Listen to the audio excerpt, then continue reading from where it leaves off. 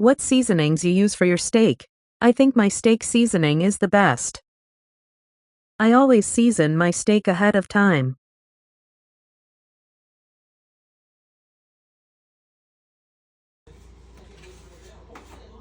I season the steak with salt, granulated garlic, granulated onions, black pepper, chili powder, paprika, dried thyme, dried rosemary and ground turmeric. Leave the steak in room temperature for at least 30 minutes before grilling for even cooking.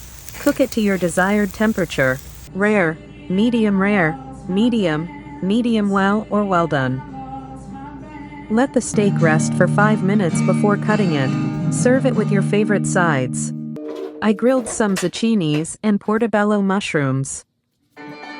I also microwaved a potato or use baked potato, smash it and put cheese, sour cream, and green onions.